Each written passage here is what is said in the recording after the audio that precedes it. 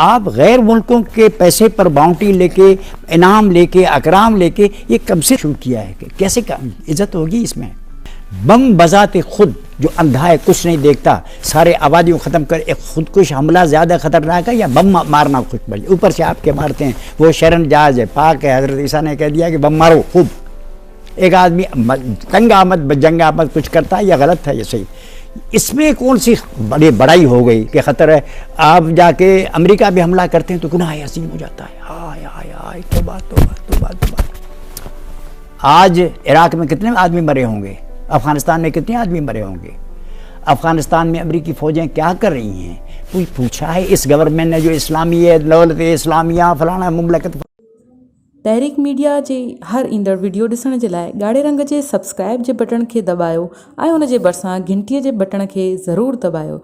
इन सां असांजूं नयूं वीडियो सभ खां पहिरीं तव्हांखे ॾिसण लाइ मिली सघंदियूं। वीडियोस पसंदि अचनि त लाइक कयो, शेयर कयो ऐं कमेंट कयो।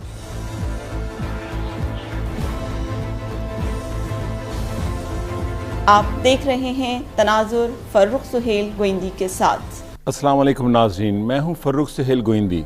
तनाजुर में हमारे आज के मेहमान हैं अवामी तहरीक के सदर जनाब रसूल बख्श पलीजो।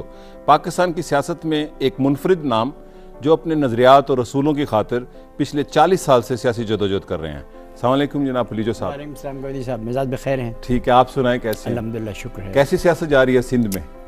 सिंध में वैसी जा रही है जहाँ हर एक जगह चल रही है पाकिस्तान में, कोई खुसूसियत नहीं है सिंध में। पलीजो साहब, आपकी जमात 1970 में बनी अवामी तहरीक। आपको पाकिस्तान की सियासत में कौम परस्त सियासतदान कहा जाता है, उसकी क्या वजह है? उसकी एक ख़ास वजह है। पाकिस्तान में जिस किस्म की तरक्की पसंद सियासत राइज की गई थी, हमारे दोस्त आए थे बाहर से, वही लीडर थे हमारे, उसमें अपने वतन, अपने कौम, अपने पड़ोसियों के मसाइल को उठाना शरअन जायज़ नहीं था। आप फ़लस्तीन की बात कर सकते थे, वियतनाम की कर सकते थे, अफ्रीका की कर सकते थे, अमेरिका की बात कर सकते थे, लेकिन सिंध या पंजाब या बलूचिस्तान या वगैरह के लोगों में जुल्म जो हो रहा है आपके पड़ोस में, आपके सामने, आपके घर में, उसका जिक्र करना शरअन ममनू था। एक मरतबा हम केस चला रहे थे, भुट्टो साहब उन दोनों थे, रांदे दरगाह थे, तो वो उस केस में आए थे कोर्ट में देखने के लिए, मिलिट्री ट्राइब्यूनल ने।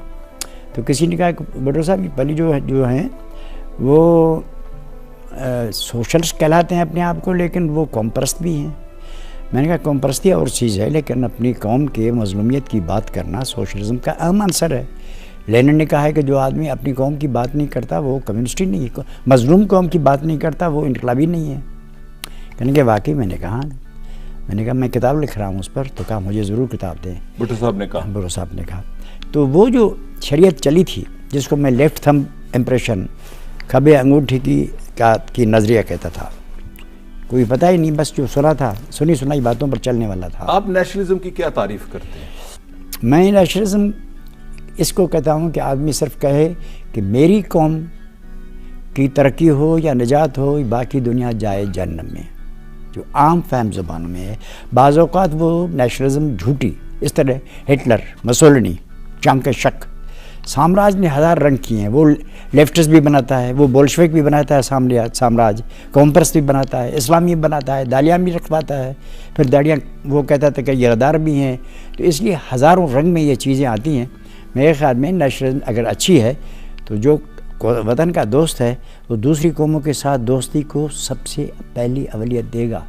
पलीजो साहब, जो सिंध, पंजाब, फ्रंटियर, बलूचिस्तान, ये एक ही खित्ते पे वाक़ हैं जिसको आज पाकिस्तान कहा जाता है। माजी में ये इंडस वैली सिविलाइजेशन थी। तो जब हम ये कहते हैं कौम परस्त, पंजाबी कौम परस्त, सिंधी कौम परस्त, बलोची कौम परस्त, जबकि उसके मुकाबले में देखें कि 22 से ज़्यादा अरब मुल्क हैं, लेकिन वो अरब नेशनलिज्म जो उनसे है और उनका डायलेक्ट्स बड़े मुख्तलिफ हैं। अगर आप बर्बर जाएँ, सहारा डेजर्ट के अरबिक, वो लेबनान के लोग नहीं समझ सकते, लेकिन अरब नेशनलिज्म तो बड़ा वसी है। आपका नेशनलिज्म नैरो और प्रोकियल तो नहीं है? अरब नेशनलिज्म बराए नाम वसी है। ये सारे साम्राज्य के फरमान बरदार हुक्मरान तबके हैं जो अरब नेशनलिज्म में अपनी ग़ुलामी का जवाज़ तलाश करते हैं। वो कोई नेशनलिस्ट प्रेसिडेंट नहीं है, साम्राज्य आदमी है, ये बादशाह हैं, ये मिस्र वाले बैठे हैं, ये सऊदी अरब में तो मैं ज़्यादा नहीं जानना चाहता। लेकिन वहाँ तहरीकें तो है ना, सीरिया में नेशनलिज्म की तहरीक है, बास पार्टी ने चलाई, लेबनान में नेशनलिज्म की तहरीक है। तो वो जो अमरीकी साम्राज्य के दोस्त हैं उनके साथ उनकी नहीं बनती जी, यानी सबको नहीं गले लगाते। जो उनके ख्याल में अरब नेशनलिज्म के हामी हैं उनको अपना दोस्त समझते हैं, जो सिर्फ बराए नाम है अरब बने हुए उनकी। लेकिन नेशनलिस्ट बिहेवियर में ईरानियन बड़े नेशनलिस्ट हैं, तो तुर्क बड़े नेशनलिस्ट हैं, और उनका नेशनलिज्म का पर्सपेक्टिव काफ़ी वसी है। अब सिंधी ज़बान पंजाबी ज़बान से बड़ी करीब ज़बान है, और हमारे जो तारीखी रिश्ते हैं इस खत्ते के वो जुड़े हुए हैं। हमारी कौमें जो सी हैं, हमारे जो मज़हब का रिश्ता है और उस सकाफत का जो रिलेशंस हैं आपस में तो जुड़े हैं, तो हम क्यों नहीं एक बड़े नेशनलिज्म की बात करते? हम तो ये नेशनलिज्म करते हैं कि सारी दुनिया के इंसान एक हैं। सबसे बड़ी नेशनलिज्म ये है कि बनी आदम आज़ाए यक दीगरंद। फिर बड़ी है कि तीसरी दुनिया के सारे मज़लूम आदमी, हिंदू, मुसलमान, अरब, ईसाई, चीनी, सब भाई हैं। फिर हम मुसलमान सब भाई हैं, इंसानियत का जो सबसे है। तो ये तो हम दूसरी लेवल पे बात कर रहे हैं। पाकिस्तान के अंदर यही होना चाहिए जो नहीं होने दिया जाता। ये नारे लगाते हैं हम एक हैं, लेकिन करते क्या हैं वो आपको मालूम है। इन चीज़ों को अगर कोशिश करते तो 60 साल में, इसमें बुराई नहीं है। मैं तो कहता हूँ कि सारी ज़ुबानों को कौमी ज़ुबानें आप बनाएं, जैसे इंडिया में किया गया है, जो इस खित्ते की ज़ुबानें हैं। इन चीज़ों को कबूल न करने ने ये अलहदगी पैदा की है। अब बलूचिस्तान में आदि हैं, वो मरे जा रहे हैं, हम इधर बैठे हैं मज़े से, तो वो दहशतगर्दों के हवाले हो गए हैं, सियासत वहाँ दहशतगर्दों ही कर रहे हैं। ये क्यों नहीं होगा अगर आप लोग और हम लोग उनकी मदद नहीं करेंगे? आप तो अपनी जमात को एक तरक्की पसंद जमात कहेंगे या नेशनलिज्म की प्रचारक जमात कहेंगे? मैं तरक्की पसंद कहूँगा, और उसमें अहम बात यह है कि मेरे सामने जो जुल्म मेरी सिंधी कौम के साथ हो रहा है उसको मैं कभी नज़रअंदाज नहीं करूँगा, और न मैं किसी और, अगर मेरी सिंधी कौम ने पंजाबी लोगों के ख़िलाफ़ या बलोचों के ख़िलाफ़ जब भी कुछ किया होगा, बलूचिस्तान पर हमला हुआ था, हम अपने सिंधी वडेरे हुक्मरानों के साथ नहीं थे। बंगाल पर हमारे लोगों ने जो कुछ किया उधर सारे लोगों के साथ मिलके हम बंगाल के लोगों के साथ थे। मैंने बार बार कहा है, सिंधी अगर कोई भी गलत काम करेगा हम अपने दूसरे भाइयों के साथ होंगे, सिंधी हुक्मरानों या जालिमों के साथ नहीं होंगे, कतई नहीं। यानी कि आप अपने नेशनलिज्म को तबकाती बुनियादों पर जोड़ते हैं? बिल्कुल, हम अपनी नेशनलिज्म को सारी कौमों की भलाई बेहतरी और कौमों की दोस्ती और आलमी दोस्ती के मातहत समझते हैं, उनसे मुंसलिक समझते हैं, उन पर दारोमदार रखते हैं, उनमें समाई हुई समझते हैं। लेकिन अवामी तहरीक की एक वक्त आया कि बड़ी उसकी शनाख्त बनी, खुसूसन 80s में MRD के ज़माने में जो तहरीक चली जनरल ज़ियाउल हक के ख़िलाफ़, जिसमें 11 जमातें थीं। आपकी जमात अवामी तहरीक भी थी और पीपल्स पार्टी भी थी। आपकी जमात के कारकुन पीपल्स पार्टी के बाद एक बड़ा कार्डर रखते थे, और सुनने में यह आया कि MRD की 80 की तहरीक सिंध के फ्यूडल्स ने खुद रुकवा दी। ये दुरुस्त बात है? रुकवा नहीं दी, वो एक लम्हा आया जिसके बाद हालात बदल गए। वो तो पहले भी शामिल नहीं थे ना, फ्यूडल्स कहाँ शामिल थे, बड़ा नाम थे, आवाम थे, लेकिन उसने अपना बहुत काम किया, ज़बरदस्त काम किया, हमें उस पर फ़ख्र है। और हम हर अव्वल दस्ता थे उस जदोजहद के। मैं उस सारे अरसे में जेल में था, मैं 10 बरस जेल में रहा, मैं MRD का कन्वीनर रहा, तो हमें उसमें जो है शिरकत है उस पर फ़ख्र है, सिंधी लोगों को फ़ख्र है। और फिर मैं कोट लखपत में यहाँ था, तो सारे जो दोस्त थे हमारे साथ थे, वो ज़बरदस्त एक तजुर्बा था, उससे हम इस्तेमाल। लेकिन उस तहरीक में इस देखने में आया कि जब तहरीक एक अगले मरले में गई, उसमें मिलिटेंसी आ गई। उस वक्त कहा गया कि ईरान जैसी सूरत हाल, कुछ आर्म स्ट्रगल भी शुरू हो गई थी उस तहरीक में। दादू में ऐसे वाक़यात हुए थे? कोई आर्म्ड स्ट्रगल नहीं थी। ये लोग लोगों पर हमला करते थे, लोगों को मारते थे, तो वो रेजिस्ट करते थे।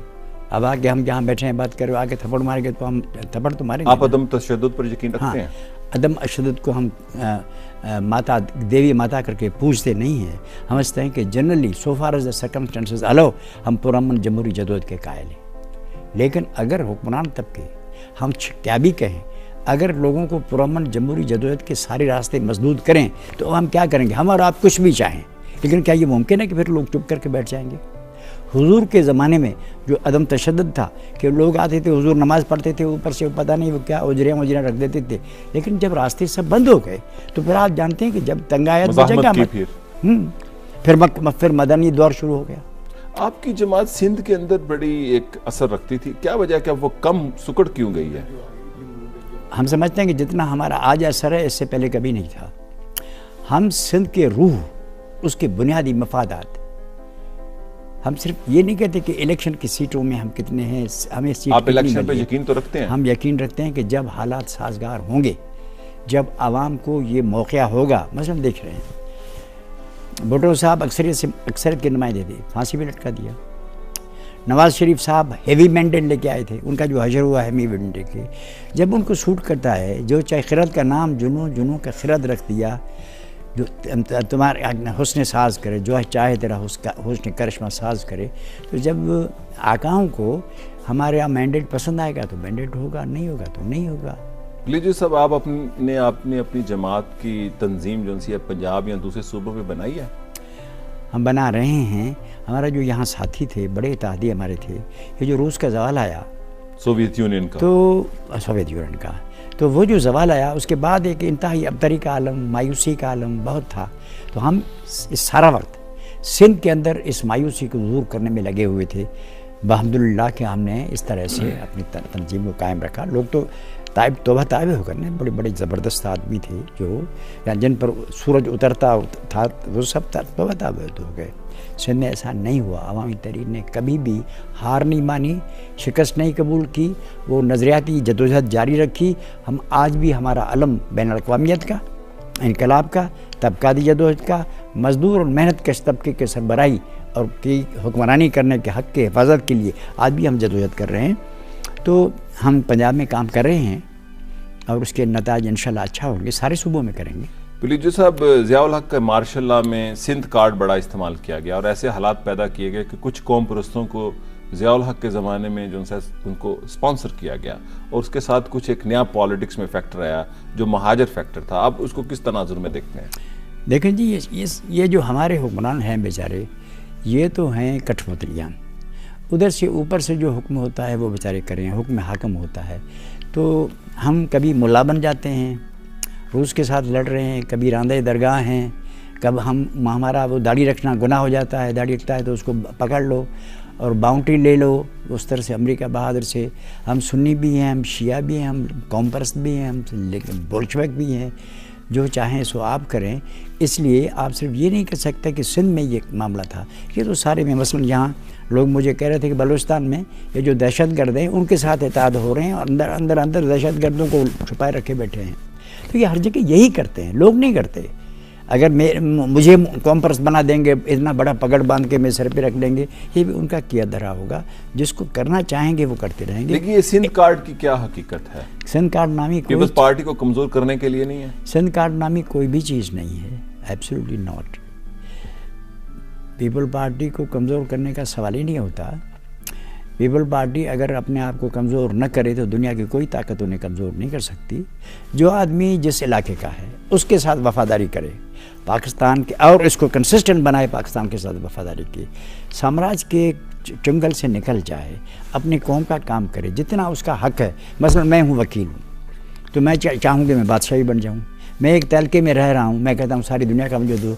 तो मैं अगर अपने औकात और अपने हालात और अपने कौम के मसाइल को छोड़ के बहुत बड़ी कुर्सी पे बैठना चाहूँगा तो मुझे तो अपने कौम की कुछ कुर्बानी देनी होगी, मुझे तो उनको बेचना पड़ेगा, मुझे तो कुछ उनको देना पड़ेगा। अपने लोगों को नुकसान दे के बड़ी कुर्सी हासिल की जाती है, सारे दुनिया में ऐसा है।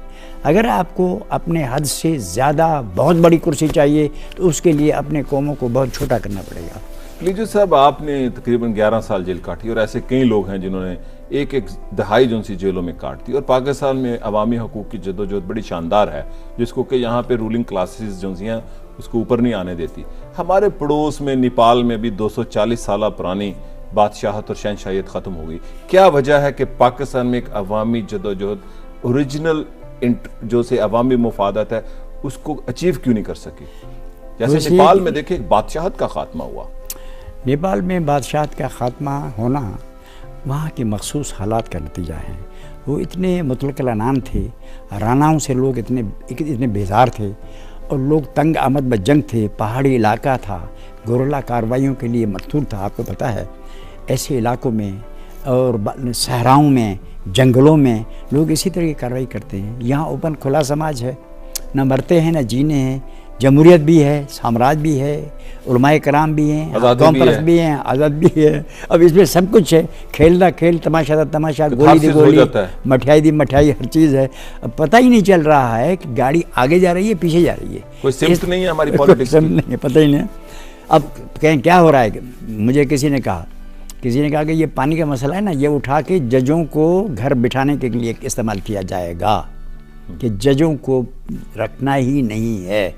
अब क्या कहें, हज़ारों थेरीज हैं, तो लोगों का यानी बिल्कुल मुसीबत पड़ जाती है। साम्राज्य जब अपने ज़बरदस्त जलवे दिखाता है तो आम आदमी आगे नहीं बढ़ता। लेकिन आज हालत बेहतर हो रहे हैं।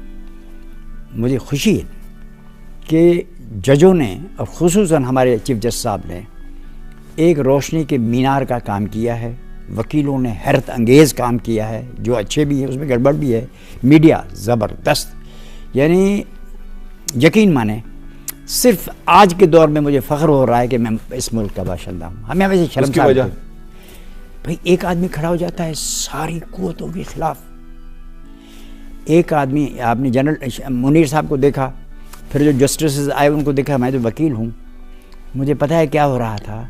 एक आदमी खड़ा हो रहा है, कुछ भी नहीं, एक चौधरी है, न शायरी करता है, न इज्जत करता है, न जम करता है, न फ़ख्र करता है, न तकरीरें करता है, पता नहीं तकरीरें लंबी किया करना जानता भी है, कि खड़ा हो गया बिल्कुल पंजाबी जट की तरह खड़ा हो गया, तो खड़ा हो गया, बस दैट्स ऑल। हटता ही नहीं, मतलब आप समझते हैं गर्दन झुकाता ही नहीं।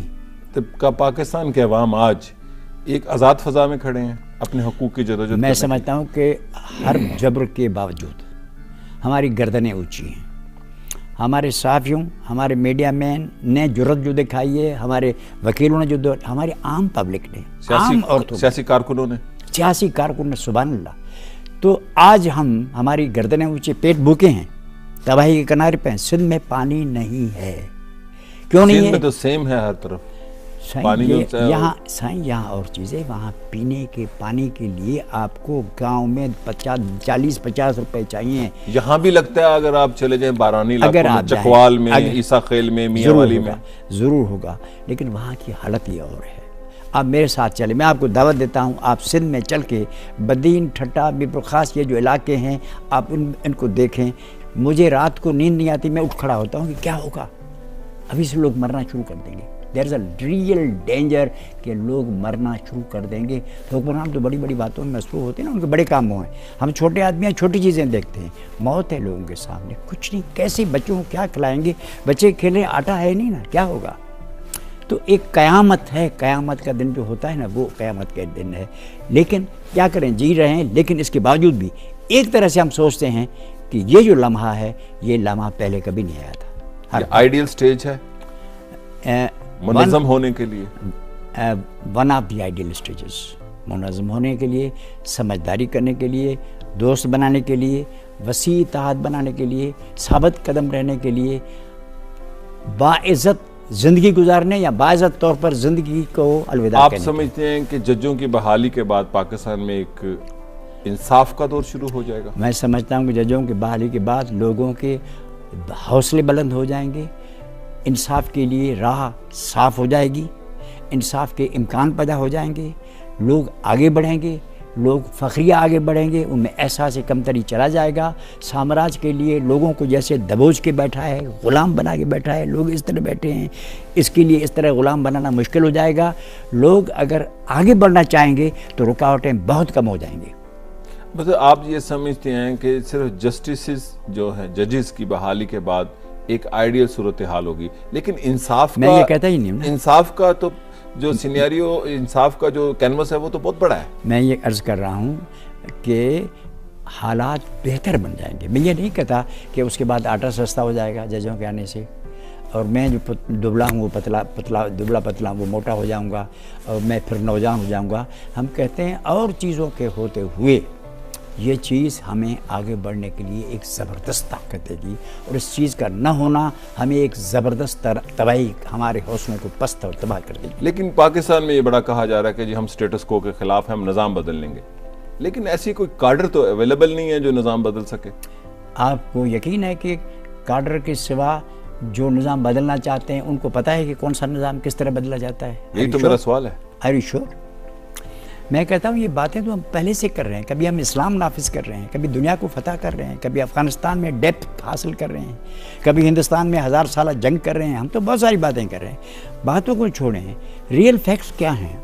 तो इसलिए ये नारेबाजी भी रहेगी, इसको आप कुछ नहीं कर सकते। ये फ्रीडम है ना लोगों को, हाँ, कह सकते हैं। नारेबाजी होती चल जाएगी। हमें कुछ अकल आना चाहिए कि क्या रियलिस्टिक है।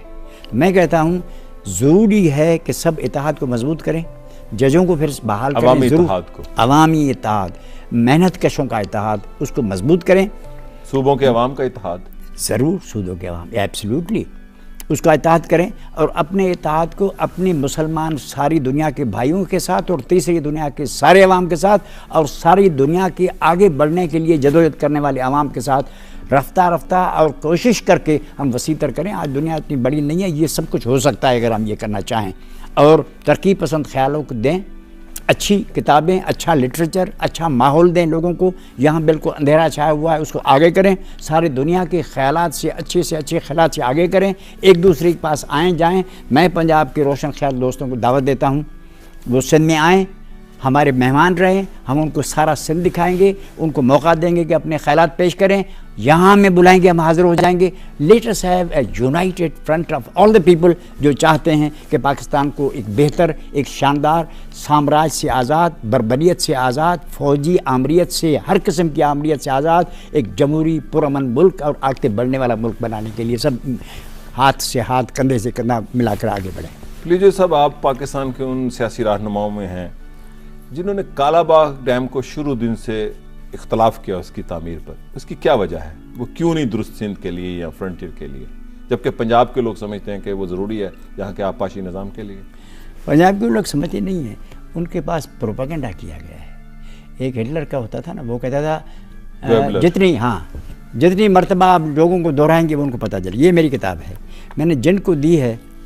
ये कालाबाग डैम के कालाबाग डैम है, सिंध पंजाब वाटर डिस्प्यूट 1859 जी। ये उर्दू में तर्जुमा होनी चाहिए। ये क्यों आप इख्तलाफ करते हैं कालाबाग, उसकी क्या वजह है? सिंह मसला कालाबाग डैम का नहीं है, ये मसला 1859 में शुरू हुआ है। आलमी कानून है कि जब एक दरिया में एक से ज़ायद सूबे या एक से ज़ायद मुल्क फ़ायदा ले रहे हों तो एक को बड़ा जो पहले आता है उसको कहते हैं अपर रिपेरियन, जो नीचे होता है उसको कहते हैं लोअर रिपेरियन, यानी ऊपरी बालाई हिस्से वाला उसमें शरीक और छोटे वाला। इसके मुतालिक आपस में लड़ पड़ेंगे, जो बाला हिस्से में होगा वो तो पानी सारा ले जाएगा। इसलिए इस पर कानून है, बैनुल अक़वामी कानून है, इस्लामी कानून है, पाकिस्तानी कानून है कि अपर हिस्से वाला छोटे के जो छोटा क्या जो नीचे है उसके हिस्से का पानी नहीं लेगा। ये कानून है जी, इंटरनेशनल है, रोमन ज़माने से लेके जी। 1859 से यहाँ पानी लेना शुरू किया गया। हमारे जो दरिया आते हैं उनमें 3 आते हैं इंडिया से, 2 आते हैं जम्मू और कश्मीर से। जी जी। तीनों जाके पंजनद में, सब 5 दरिया जो हैं वो पंजनद में सिंधु दरिया में मिलते हैं, पंजाब के अंदर। तो हम इसमें आधे के हिस्सेदार हैं अंडर द इंटरनेशनल लॉ। हमेशा सारे पानी के आधे हिस्सेदार, आधे हिस्से का अंडर द इंटरनेशनल लॉ सारी जगह पर। इस सारी नदियों का पानी पंजनद में आता है, वो हमें मिलता है, हम उसका हिस्सा ले रहे थे। अब हो गया, ये लॉ है। 1859 में पहली मरतबा यहाँ बालाई हिस्सेदार ने हमारी इजाज़त के बगैर दरियाओं के पानी में से कैनाल निकालने शुरू किए। ऊपर के लोगों ने हमने उन दोनों सिंध में भी तो बनी ना कैनाल, राइस कैनाल जो सी थी लाड़काना वाली, वो भी तो बनी ना। देखें, वहाँ से जो पानी आया ना, जो हमें मिला, उसमें से हमने कैनाल निकाला, यानी ऊपर वाले ने अपना हिस्सा ले लिया। उसके बाद जो बचा हमारे हिस्से में आया था उसमें से हमने कैनाल लिया। ये तो नहीं कोई नीचे कोई पानी जाने वाला हो उसका पानी हम ले लें, हम बालाई किसी के है नहीं। तो बॉम्बे था, बॉम्बे को ख्याल ज़्यादा नहीं था, हमारे और भाई थे उनको सिंध का ख्याल नहीं था, हम तो उसमें एक हिस्सा थे खाम खा। लेकिन बहरहाल शिकायत की गई। 1909 में cotton committee government of India ने बनाई कि भाई इसको मना करो, ये पानी हमारा ले जा रहा है। उसने मना की। 1901 में गवर्नमेंट ऑफ इंडिया ने एक इरिगेशन कमीशन बनाई कि पानी के मामले का मसला बालाई तरह होना चाहिए, और बिलाखिर फैसला हुआ कि वाइसरा ही इस मसले का हल करेगा कि एक सूबा दूसरे का पानी लेता है किस तरह लेता है। 1933 में फिर एंडरसन कमेटी बनाई गई जिसका सरबराह यूपी वाला था। 1945 में कलकत्ता हाई कोर्ट का जज राव वो बनाया गया था। ये उसूल कि बालाई हिस्से वाले को पानी निचले वाले का नहीं लेना चाहिए उसकी इजाज़त बगैर, इसको चौधरी मोहम्मद अली ने अपनी किताब जो इमरजेंसी ऑफ पाकिस्तान है उसमें भी उसको कबूल किया कि ये बैनुल अक़वामी उसूल है। इसकी खिलाफ वर्जी की गई। बहरहाल 1945 में फैसला हो गया, चलो जी इताअत हो गया एग्रीमेंट बैक में। इसमें सारी मैंने जो है सारे तफसील दिए हैं A to Z, लेकिन फिर कहा कि नहीं हमें मंजूर नहीं है। उसका सारा रिकॉर्ड दिया कि भाई साहबों ने लिखा है कि हम मंजूर हैं, हम साथ हैं। हो गया, पाकिस्तान आ गया। अब शुरू हो गया चक्कर, नई गवर्नमेंट आ गई 47 के बाद। 47 में हिंदुस्तान और पाकिस्तान के दरमियान पानी का फैसला करने के लिए कमेटी B नंबर मुकर गई। असेट्स की तकसीम के लिए जो मुश्तरका असासे थे उनके असासों की तकसीम के लिए कमेटी बनाई गई। जी जी। पानी का मसला उसके हवाले किया गया। फिर कहा गया कि इस कमेटी का जो फैसला होगा उसके से जो नाराज़ होगा वो ट्राइब्यूनल के पास जाएगा। उस ट्राइब्यूनल का सदर था पाकिस्तान का, हिंदुस्तान का, मुश्तरका हिंदुस्तान का chief justice of India mister Spence. Arbitral tribunal उसको कहते थे। उसके पास मामला गया, इख्तलाफ। अब उसमें क्या हुआ कि पाकिस्तान की पहली गवर्नमेंट ने उसमें सिंध का नुमाइंदा कोई शामिल नहीं किया। बाकी सूबों के किए, पंजाब किसी के नहीं, दूसरे नहीं थे ना, पंजाब था। सारे दरियाओं का मसाला हिंदुस्तान के साथ फैसल करने के लिए मगरबी पंजाब को दे दिया। ये मैंने लिखा है, सारी दुनिया के कवानीन के हिसाब से फैसला कल अदम था, ऑडी ऑल्ट्रम पार्टम। किसी फरीक जो उसमें हिस्सेदार है उसको शामिल किए बगैर कोई एक हिस्सेदार जो भी फैसला करेगा, जो भी जुडिशल काउंसिल होगी, कुछ भी होगा, वो फैसला गलत है, गैर कानूनी है, गैर आइनी है, उसकी कोई हैसियत नहीं है। एक पहला उसूल है। मैं सारे पाकिस्तान के वकीलों के सामने ये केस पेश करना चाहता हूँ। जी जी। तो दूसरा ये है कि जिस फैसले की बुनियाद गलत हो उसमें से जो दूसरे फैसले होंगे वो भी गलत है। अब मेरी इंतहाई मुद्दबाना गुजारिश ये है कि पानी के तकसीम के बारे में जो भी फैसले मिन जुमला 1960 का जो एग्रीमेंट हिंदुस्तान और पाकिस्तान में किया, जिसमें सिंध का कोई नुमाइंदा शामिल नहीं किया गया, ये सारे इंडस ट्रीटी जहाँ तक हमारा ताल्लुक़ है, हमारे लिए वो कल अदम है, गैर कानूनी थे सारे फैसले। जो भी फैसले किए गए हैं आज तक वो सारे कलदम हैं, खिलाफ कानून हैं, ज़बरदस्ती हैं। आज की ज़ुबान में, अमरीकी ज़ुबान में दहशतगर्दी है। कालाबाग डैम बाद में आता है, असल चीज़ तो वो है कि 3/4 पानी ले लिया गया है। ये जो आप जो दरिया हैं जिसको हम, ये जो कैनाल्स हैं जिसको हम कहते हैं डेक्वाइट कैनाल, डाके ज़नी कैनाल, इसके बदलो अयूब ने कहा कि पानी फजूल चला जाएगा, फ्लड का ज़माना होगा, ये फ्लड वाटर्स हैं, अगर हम इसको काम में ले आएँ तो लिया। इंडस पर डैम वर्ल्ड बैंक ने कायम ही नहीं करने दिया, लेकिन इसने कहा कि जंग करेंगे हम हिंदुस्तान से अगर इसके लिए पैसे आपने नहीं दिए। इन्होंने 3 दरिया बेच दिए, हमसे पूछा ही नहीं। मतलब ये कि दुनिया के तारीख़ में इक़्तिसादी तौर पर इससे बड़ा जुर्म कभी भी मेरे नॉलेज में नहीं है। न्यूरम्बर्ग ट्रायल आपने पढ़ा होगा, नाजियों के ख़िलाफ़ था, उसमें इक़्तिसादी जराइम भी थे लेकिन ज़्यादा सियासी और वो जराइम थे। इसके लिए भी एक न्यूरम्बर्ग ट्रायल होना चाहिए कि इंटरनेशनल कोर्ट पानी का। लेकिन आज की हुकूमत ने तो कालाबाग डैम को आते साथ जो सर वो कैंसिल कर दिया इस प्रोजेक्ट को। आपने उसकी सपोर्ट की है इससे? मैं सपोर्ट करता हूँ, मैं इनको मुबारकबाद देता हूँ। किसी ने ताना दिया साहब ने कि ये भुट्टो साहब ने नहीं किया, फलाने ने नहीं किया, मैंने कहा करना चाहिए था, बहुत सारा करना चाहिए था। वो तो मार्शल आर्ट एडमिनिस्ट्रेटर थे। हम सिर्फ कालाबाग डैम की बात नहीं कर रहे हैं। मैं आपके तवज्जुह से सारे पाकिस्तान के इंसाफ पसंद आदमों से दस्तबस्ता इल्तिजा करता हूँ, वकला से, जमहूरी क़ुव्वतों से, कि मेहरबानी करके बैनुल अक़वामी लोगों को जमा करके पानी का हमेशा के लिए फ़ैसला करा दें।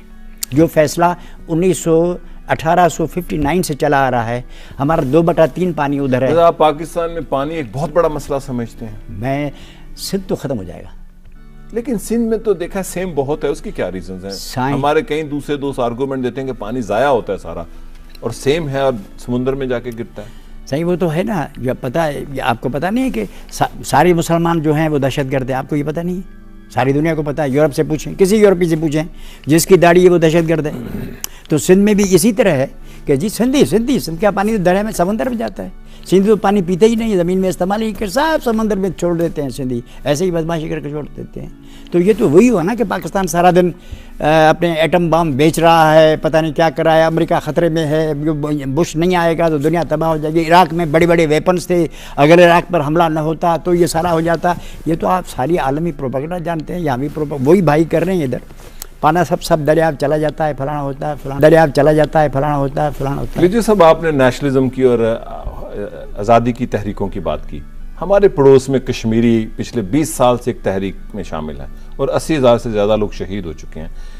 जब आप जोड़ते हैं आज़ादी की और कौमी तहरीकों को, तो आप क्यों नहीं उन लोगों की सपोर्ट करते, एक सिंधी कौमप्रस्त होने के नाते, जहां पर वायलेंस हो रहा है, स्टेट वायलेंस हो रहा है?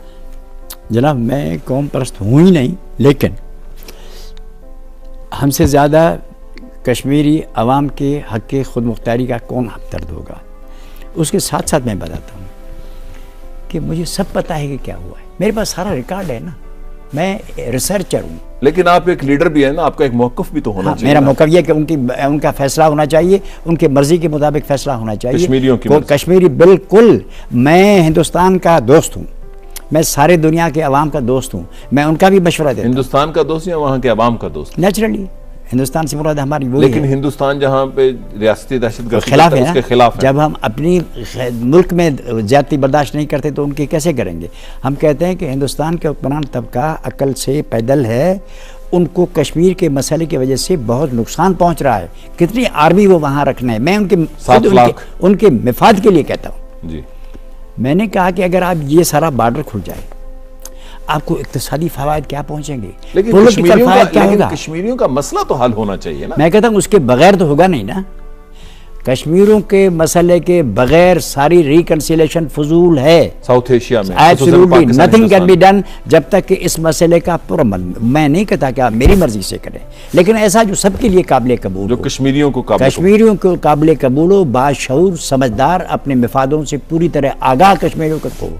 आप कश्मीरियों को कोई कहानी बताना है तो वो और चीज़ है, लेकिन कश्मीरी जो बाशऊर हैं, समझदार हों, उन लोग पता हो कि हालात क्या हैं, उनमें उनके लिए बेहतरीन ऑप्शन क्या है, उसके राय के मुताबिक फैसले के बगैर कोई भी रिकंसिलेशन बेमाना होगी, आगे नहीं बढ़ेगी। और अब आपने बात की कि आप पड़ोसियों से अच्छे ताल्लुकात चाहते हैं, तो अफगानिस्तान से कैसे ताल्लुकात चाहते हैं? बहुत अच्छे होने चाहिए। वहाँ पे तो नेटो फोर्सेस हैं और इंपीरियलिज्म की अपनी मुदाखलत है। जनाब मन, वो हमने ही किया ना, उसमें उनको तो नहीं किया। मैं कहता हूँ वो हम उनके रीगन साहब के बड़े ज़बरदस्त कहे कि उनने कहा, रीगन साहब ने फरमाया था कि हमारे जो आबा उजदाद हैं उस लेवल के हमारे ये गाजी हैं जो आपस में लड़ रहे हैं। 80s में जो 80s में लड़ रहे थे, वहाँ का जो निज़ाम था, मैं आता जाता था उधर, मैं देख रहा था। अफगानिस्तान अवामी नेशनल पार्टी का वहाँ सेक्रेटरी जनरल था, मैं सारी दुनिया में जाता था। जब मुझे रिहा किया गया 1986 में, तो मैं टूर करता था, तकरीरें करता था, मास्को में भी तकरीरें की, पंडित जवाहरलाल नेहरू यूनिवर्सिटी में की, और काबुल में भी मैंने तकरीरें की, तो मैं जाता था। तो आज क्या हालत है उधर? उसका जिम्मेदार कौन है? हम हैं और वो भी हैं, साम्राज्य है। हम भी हैं कि हमने अपने आप को अमरीकी साम्राज्य के हवाले कर दिया, आज भी हम कर रहे हैं ना। आप गैर मुल्कों के पैसे पर बाउंटी लेके, इनाम लेके, अकराम लेके, ये कब से शुरू किया है? कैसे इज्जत होगी इसमें? आप खुदकुश हमलों के मुखालिफ? आमतौर पर मैं सख्त खिलाफ हूँ। आमतौर पर और ख़ास तौर पर आप किसी को चलने ही नहीं देंगे, हिलने नहीं देंगे। बम शरीयत में जायज़ हैं? ये तो खुदकुश आदमी करके अपने आप को मारता है। ये जो घर लोग सो रहे हैं वो बमबारी कर रहे हैं, ये जो लोग थे नागासाकी पर बम बरसा रहे थे, ये जायज़ था? बम बजाते खुद जो अंधा है, कुछ नहीं देखता, सारे आबादियों ख़त्म कर, एक खुदकुश हमला ज़्यादा ख़तरनाक है या बम मारना खुद पर? ऊपर से आपके मारते हैं, वो शरण जायज़ है, पाक है। हज़रत ईसा ने कह दिया कि बम मारो खूब, एक आदमी तंग आमद जंग आमद कुछ करता है या गलत है या सही, इसमें कौन सी बड़ी बड़ाई हो गई कि ख़तर है। आप जाके अमेरिका भी हमला करते हैं तो गुनाह अज़ीम हो जाता है। हाय हाय हाय, तौबा तौबा तौबा तौबा। आज इराक में कितने आदमी मरे होंगे, अफ़गानिस्तान में कितने आदमी मरे होंगे, अफ़गानिस्तान में अमेरिकी फ़ौजें क्या कर रही हैं, कोई पूछा है इस गवर्नमेंट ने जो इस्लामी है, दौलत इस्लामिया फलाना मुमलकत फलाना। लेकिन कहते हैं ग्रेट गेम में तो ये भी है कि वो इंपीरियलिज्म अपनी आर्मी यहाँ भी लाएगा, ट्राइबल एरियाज में, और उसकी तैयारियां हो रही हैं। बिल्कुल होगा, लेकिन इसमें सख्त शिकस्त खाएंगे। आप मज़ाहमत करेंगे यहाँ की जमहूरी तहरीकें जो हंसी हैं? एब्सोल्युटली, मैं सिर्फ रहमत नहीं करूँगा, मैं कहता हूँ कि वाटरलू होगा अगर इन लोगों ने पाकिस्तान को भी इस तरह करके दिया। वो पहले ही फंसे हुए हैं, अफ़गानिस्तान फंसे हुए हैं, यहाँ अगर आगे दलदल में फंस गए, अमेरिका का जवाल होगा। वो जो अमेरिका और साम्राज्य का एक दौर आया था कि सारे मुल्क पर ये चढ़ गए, अब कोई नहीं हो सकता, वो लम्हा आया और तारीख़ी तौर पर चला भी गया। अब उनके नीचे आने का दौर है, ऊपर जाने का दौर नहीं है। पाकिस्तान वाटरलू होगा अगर साम्राज्य ने इस किस्म की कोई हरकत की तो। We'll all resist. None of us will stay. सारे लोग रेजिस्ट करेंगे। हमारे लोग रफ्ता रफ्ता अपने औकात के मुताबिक अपनी समझदारी पर फंस जाएगा, साम्राज्य फंस जाएगा, निकल नहीं सकेगा। Absolutely not. एक दिन में नहीं आएंगे लश्कर करके चलो मारते हैं करते हैं, फंस जाएगा। मैं वार का स्टूडेंट हूँ जी, मैं तहरीकों का स्टूडेंट हूँ। कैसे रूस की तहरीक चली थी, हुजूर की तहरीक कैसे थी। एक दिन में लोग नहीं आते कि तरया हो जाए, चलो ना मारते हैं चिड़वा जब बिल्लड़ टक्कर भेजा, इस तरह नहीं होता, बतदरीज होता है। हिंदुस्तान में भी ऐसी थी, एक नमक की तहरीक चाह रहे थे महात्मा गांधी साहब, नमक की तहरीक बिल्कुल, लेकिन 42 में क्या हुआ, फिर लॉर्ड वेवेल ने कहा कि 42 वाली तहरीक क्विट इंडिया अगर एक बार फिर चलाई जाए तो हमें भागने का रास्ता नहीं मिलेगा। आप जिन चीज़ों को समझते हैं कि जो नाकाम हो गई हैं, वो नाकाम तहरीकें ही कामयाब तहरीकों के लिए बुनियाद पैदा करती हैं। जैसे MRD के लोग कहते हैं ये नाकाम हो गई, कैसे नाकाम हो गई, उसने हिला के रख दिया। ये तहरीक जो है वो कैसे नाकाम, कतई नहीं नाकाम होगी। जो भी इसका नतीजा निकले, इसके समरात आगे चल के आइंदा तहरीकों के लिए मैदान तैयार। लेकिन कुछ लोग ये कहते हैं कि इस मज़ाहमत में बुनियाद परस्ती का रंग ज्यादा होगा। आप कुछ नहीं करेंगे तो बुनियाद परस्त जरूर होगा। हम लोग फर्स्ट क्लास शेव क्लीन शेव करके बस लगे घर बैठे हैं और तज्जियात निगारी करते रहेंगे तो ऐसा ही होगा, बिल्कुल होगा। अगर अक्लमंद आदमी घर बैठ जाए तो बाकी जिन लोगों को जो समझ में आएगा वो करेगा। How can you blame them. जो सब मकामी सियासत पर दोबारा आते हैं, लास्ट इलेक्शन जो हुए 18 फरवरी को, उसमें एक स्प्लिटेड रिजल्ट है। पंजाब में मियां साहब की पार्टी को ज़्यादा सीटें हैं, सिंध में पाकिस्तान पीपल्स पार्टी को हैं, फ्रंटियर में ANP को हैं, बलूचिस्तान में मिली जुली हैं। कुछ लोग ये कहते हैं कि सियासत प्रोकियल हो गई है, इसको आप कैसे एनालाइज करते हैं? नहीं, मैं कहता हूँ कि बिल्कुल सही फैसले हुए थे। उधर ये कि बेनज़ीर साहिबा की शहादत हुई थी, लोग बड़े गुस्से में थे। यहाँ नवाज शरीफ ने उन पर हमेशा मेरी तनकीद रही है। मियाँ साहब की पॉलिटिक्स मेरे सामने है, मैंने पूरा इसका पढ़ा है। आई नो इट, हम स्टडी करने वाले आदमी हैं। I know all this things. वो कन्फ्रंटेशन की पॉलिटिक्स करते हैं। पहले भी जो था, जो इनका उनका ख्याल था, कोई बिल अमेंडमेंट लाना चाहते थे और पर उनका मेजॉरिटी थी, उसको किसी तरह इस्तेमाल कर रहे थे। हम NDP में थे, लोगों ने कहा वो इलेक्शन लड़ रहे हैं। मैंने कहा अगर हम इलेक्शन लड़ते तो क्या पंजाब में कौन सी सीटें करते, हमारे लिए बेहतर था कि हम बाइकाट करें। वो सीटें ले सकता है तो बेहतर है, वो करता है, दैट्स गुड। मियाँ साहब की सियासत में कुछ लोगों का ये तनकीद है कि उनकी सियासत के अंदर फंडामेंटलिज्म की टेंडेंसी है। वो नेचुरली होगी, बिल्कुल होगी, लेकिन पंजाब में फंडामेंटलिज्म के बारे में बहस हुआ ही नहीं है। हम सिंध में करते हैं, हमने किताबें लिखी। हाँ, कहाँ लिखा, कहाँ है आपका लिटरेचर, कहाँ है? हमारे किसी ज़माने में GM सईद ने किताब लिखी थी जिसके हम नज़रिए के खिलाफ हैं हम, लेकिन उसने लिखी थी जो कुछ मैंने देखा। आपने लोगों को तालीम ही नहीं दी ना जो तालीमी तौर पर होना चाहिए। ही कन्फ्रंटेड स्टेट। प्लीज साहब, लेकिन पंजाब में तो सूफी ट्रेडिशन है, एक नॉन वायलेंट एंटी मुल्ला जो सी रवायत है। सारे हिंदुस्तान में सूफी ट्रेडिशन का जो सबसे बड़ा रहबर था वो दादा गंजबख्श था जी। उसके बाद फिर चिश्ती वगैरह सारे थे। उसका असर सिंध में है। उनको ज़्यादा लोग नहीं जानते, लेकिन हमारे लोगों को ये पता भी नहीं है कि बुले शाह सिंध का है या पंजाब का है। इतना गड़बड़ मामला है।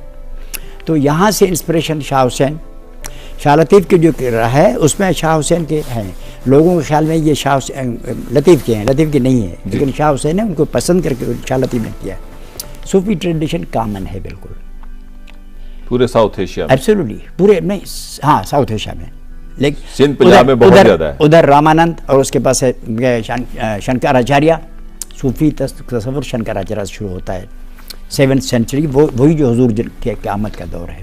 पहले वहाँ हुआ था तसव्वुफ़, पहले हिंदुस्तान में था, इससे पहले यूनान में था, पैथागोरस वगैरह थे, इसके बाद ईसाई थे, यहूदी थे। लेकिन ईरानियों में भी तसव्वुफ़ की रवायत है, बाद में आई है, बाद में अबू सईद, उसके बाद आई जो पहले बहुत बड़ा शायर, इस्लाम से पहले भी थी, इस्लाम से पहले भी थी, वो उनके जो पहले थे उसमें तो पहले भी आमेज़िश है उसमें। तो आप ये समझते हैं कि ये जो सूफी ट्रेडिशन है ये एक अवामी सियासत की बुनियाद बन सकती है पाकिस्तान में? अवामी लेकिन ये हो सकता है कि अवामी इकट्ठे हों सारी चीज़ों में, लेकिन इसको इसी तक आप रखेंगे, गंदम उगानी चाहिए नहीं उगानी चाहिए, अमेरिका को क्या जवाब देना चाहिए, इंडिया के साथ कश्मीर का मसला कैसे, इसमें तसव्वुफ़ नहीं आता। यानी आप मॉडर्नाइजेशन पर यकीन रखते हैं? मैं समझता हूँ कि तसव्वुफ़ ज़रूर होना चाहिए, तसव्वुफ़ के जो बुनियादी उसूल हैं उसके बगैर तो काम हमारा चलेगा ही नहीं। I believe in that. क्योंकि वेस्ट का एक प्रॉब्लम है स्पिरिचुअल प्रॉब्लम, जो कि सोवियत यूनियन का भी प्रॉब्लम स्पिरिचुअल प्रॉब्लम था। खुद गोरबाचोफ ने कहा था हमारा रूहानी प्रॉब्लम था, तो तसव्वुफ़ तो एक रूहानी प्रॉब्लम को रिजॉल्व करता है ना। मैं गोरबाचोफ लेकिन आप, हाँ जी, मैं सख्त इख्तिलाफ करता हूँ, लेकिन किसी ने लिखा है कि गोरबाचोफ को बुश ने मैनिपुलेट किया, उन्होंने अमेरिकियों ने किताब लिखा है कि इसको हमने मैनिपुलेट किया, लेकिन तसव्वुफ़ हमारा बहुत बड़ा असासा है। लेकिन किसी चीज़ को आप अनकंट्रोल्ड और चीज़ को अनरिलेटेड नहीं कर सकते, कि मसलन सखावत अच्छी चीज़ है, आप सारा दिन सखी बन जाए तो फिर। यानी आप मॉडर्नाइजेशन और साइंटिफिक अप्रोच पर यकीन अप्रोच और उसके हमारे माजी के जो सारे असास हैं उनको काम में लाते हुए कनेक्ट करके हम आंख बनाए। अच्छा, एक सवाल मुझे बताइएगा, मॉडर्नाइजेशन और वेस्टर्नाइजेशन में क्या फ़र्क है? वेस्टर्नाइजेशन वो खुसूसियत है जो महज वेस्ट में है, लेकिन मॉडर्नाइजेशन वो है जो सारी दुनिया से अप्लाई करती है। मसलन वेस्ट में जिस तरह मॉडर्नाइजेशन होगी और चीन में जिसको उस तरह आप अप्लाई करेंगे, हिंदुस्तान में अप्लाई करेंगे, तो उसमें जो इंडियन और चाइनीज़ फीचर्स होंगे वो अपने होंगे, लेकिन उसका ताल्लुक भी एक ज़माने के साथ है, उनको एब्सोल्यूट नहीं करना चाहिए। उसमें कई हम कहें कि जी हमारे यहाँ तो कल्चर है कबायली, तो हमारे यहाँ तो लड़कियों को हम बेचते हैं, बदे में दे देते हैं, और वो कत्ल होता है तो उसके देते हैं, ये तो हमारा कल्चर है। लेनिन ने कहा है कि सारी कौमों के कल्चरों का 90% हिस्सा रुजत परस्त है, अवाम दुश्मन है, हुक्मरान तबकों का है। उसमें सिर्फ चंद अज्जा तरक्की पसंद होते हैं, उन सारी दुनिया के ममालिक के अज्जा को मिलाकर एक आलमी तरक्की पसंद रोशन ख्याल इंसान दोस्त कल्चर बनाना चाहिए। तुर्की में अतातुर्क ने मॉडर्नाइजेशन की और वेस्ट को शिकस्त भी दी, मिलिटरीली भी और पॉलिटिकली भी, जब उन्होंने रिपब्लिक इस्टेब्लिश की। तो आप समझते हैं कि अतातुर्क का तुर्की एक मॉडर्न टर्की है और मॉडर्न सोसाइटी है?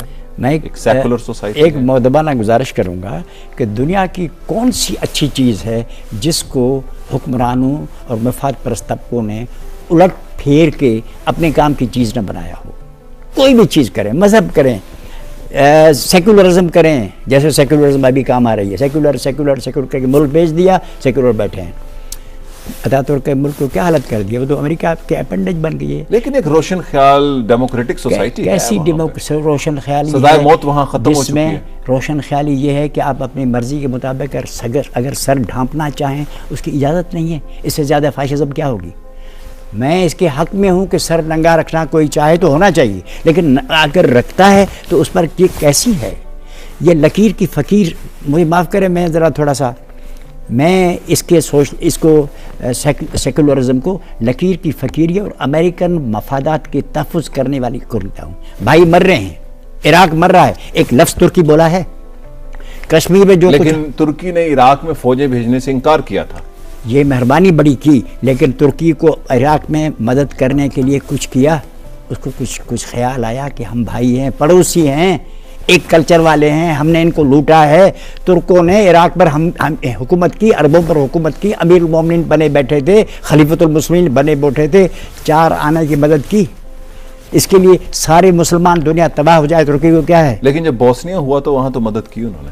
साम्राज्य को फायदा था उसमें वो जरूर की। नहीं, साम्राज्य खिलाफ था बोस्निया की, बोस्निया के खिलाफ था। बोस्निया के अवाम के नेटो कह रहा था कि हम मुसलमानों की मदद करके वो इस मामले में पड़े थे ताकि यहाँ लेकिन आर्म्स एम्बार्गो थी बोस्निया पे ताकि वो लड़ ना सके। जी जी जी, तो उन्होंने जो कुछ किया होगा वो बिल्कुल वो अच्छी बात है। तो लेकिन मैं वापस आता हूँ कि पाकिस्तान में मॉडर्नाइजेशन पर आप यकीन रखते हैं और उसके साथ आप नेशनलिज्म जो कि रीजनल नेशनलिज्म है उस पर भी यकीन रखते हैं और इंटरनेशनलिज्म पे भी यकीन रखते हैं और तबकाती बुनियादों पर जदोजहद पर भी यकीन रखते हैं, यह है आपका फलसफा? जनाब, मैं मॉडर्नाइजेशन की तशरीह से हर एक की अपनी होती है। मुसलमान की कई तशरीहें होती हैं और बहुत सारी मानाएँ हैं। मैं ये कहता हूँ कि पाकिस्तान को पिछली सदियों के दलदल से निकलना चाहिए। अरबी में कहते हैं खुज़ मा सफ़ा दा मा कदर, जो चीज़ अच्छी है माजी की वो ले लें, जो बुरी है उससे जान छुड़ाएं। ये कबायलियत, ये जागीरदारी, ये गुंडागर्दी, कबायलियत के नाम पर, इस्लाम के नाम पर जिस किसी ना साम्राज्य पर। इस्लाम और कबायली निज़ाम मुतसादम है आपस में? इस्लाम और कबायली निज़ाम कभी मुतसादम है। मसलन मुतसादम है इस्लाम में है कि शादी मर्जी के बगैर नहीं हो सकती। कबायली निज़ाम में लड़की को ज़बरदस्ती मार के भेज दिया जाता है, बेच जाती है। कबायली निज़ाम में तो लड़की जो है वो मिल्कियत है। इस्लाम और कबायलियत में जंग है सदियों से पहले, लेकिन अंग्रेज़ चाहता था कि मुसलमान कबायली रहें। ये कालरा, ये वबाएँ, ये टीबी मुसलमान मुआशरों को लगे, क्योंकि तारीख़ी तौर पर मगरब का अगर कोई रकीब है तो वो तो मुसलमान ममालिक हैं। इसलिए हिंदुस्तान में जब आया वहाँ रिफॉर्म्स लाए, सत्ती लकड़ी पर बंदिश डाली, यहाँ लड़कियाँ बेचने में बंदिश नहीं डाली। ये जो कबायलियत देखते हैं ये अंग्रेज़ की मेहरबानी है। ये पंजाब में जो आप देख रहे हैं चौधरी साहब इस तरह करके बैठे हैं, ये तो अंग्रेज़ है। यहाँ सिंध में भी फ्यूडल हैं, ऐसे कारोकारी होती है। रखा बलूचिस्तान का ज़्यादा असर है। हमारे यहाँ लाड़ में जहाँ बलूचिस्तान के सरदारी अंग्रेज़ के परवरदा नेमत सरदारी सिस्टम जहाँ नहीं है वहाँ कारोबारी नहीं होती। बिल्कुल लाड़ में साहब आप ऑप्टिमिस्टिक हैं पाकिस्तान में एक ताकतवर जमहूरियत के? हाँ, मैं समझता हूँ कि अगर पंजाब में ये जो है, अगर जजों की जदोजहद ये कायम रही, मैं सिर्फ ये नहीं कहता कि ये कामयाब हो, क्योंकि मैं कामयाबी के असरात तो होंगे ना। कुछ भी असरात जो हैं असल, कभी कभी फौरी असरात तो होते हैं जो वो इतने अहम नहीं होते, जो बड़े बाद में होते हैं। डिलेड रिएक्शंस जो होते हैं, मसलन मैं आपसे कहता हूँ अगर ये जज साहब चीफ जस्टिस ना हो, वकील भी चीफ जस्टिस ना हो, एजाज अहमद को कोई नहीं करे, कुछ भी फेल हो जाए, अगर ये लोग पॉलिटिक्स में आ गए तो फिर अगर चौधरी साहब आ गए एज ए कैंडिडेट, ये सारे लोग चौधरी इफ्तिखार और ये एतजाज और ये वकला जो बैठे हैं, जो मार्च कर रहे हैं, इसी जज्बे के साथ फकीर तन बन के लाठियाँ खा के थोड़ी इनकी हालत साथ नहीं हुई है, ये तो जिंदा शहीद है। आप ये समझते हैं कि पाकिस्तान में वकला ने जो 80,000 या लाख के करीब हैं, एक नया लीडरशिप और कैडर डेवलप कर दिया पॉलिटिक्स के लिए? मैं कहता हूँ अगर ये खुद आ गए तो इनका मुकाबला कौन करेगा? ये जो हम कर रहे हैं, फलां मेरी कॉन्स्टिट्यूंसी है, मुला की कॉन्स्टिट्यूंसी इसकी, फलां ये कहाँ खड़े हो जाएंगे? जब ये हम सब लोगों के पास जाएंगे, पढ़े लिखे चीफ जस्टिस के लेवल के ये जो जज हैं, अगर ये लोग वकील कोई इत्तेहाद बना के इलेक्शंस में हिस्से रहें तो तारीख बदल जाएगी, इनको पता ही नहीं चलेगा क्या हुआ। यानी पाकिस्तान में एक नई जमहूरी तारीख? एब्सोल्युटली, इंडिया में यही हुआ ना। अगर भोला भाई देसाई ना होते, पंडित जवाहरलाल बैरिस्टर ना होते, मोहनदास ना होती बैरिस्टर, यहाँ तो हम डिलेड एक्शन है। पहले ही दिन से इंडिया बैरिस्टरों के क़यादत में लड़ा था। मौलाना मोहम्मद अली अनपढ़ आदमी नहीं था, उसकी अंग्रेज़ी अगर आप नाराज़ ना हो, उनकी अंग्रेज़ी मैंने देखा है जिन्ना साहब से भी बेहतर थी। जी, आप पाकिस्तान में एक रोशन जमहूरियत का मुस्तकबिल देख रहे हैं? बिल्कुल, मुझे यकीन है ऐसा ही होगा। शुक्रिया जनाब पुलिजो साहब, आपने आज वक्त निकाला और खुसूसी तौर पर सिंध से तशरीफ़ लाए, आपकी बहुत मेहरबानी। नाजरीन, ये थे रसूल बख्श पुलिजो, अवामी तहरीक के सदर, पाकिस्तान की सियासत, सकाफत, तारीख और खिते की सियासत और आलमी सियासत पर गुफ्तगू कर रहे थे। For more such update subscribe to our channel Tahreek media and press the bell icon for free notification updates and don't forget to like, comment and share.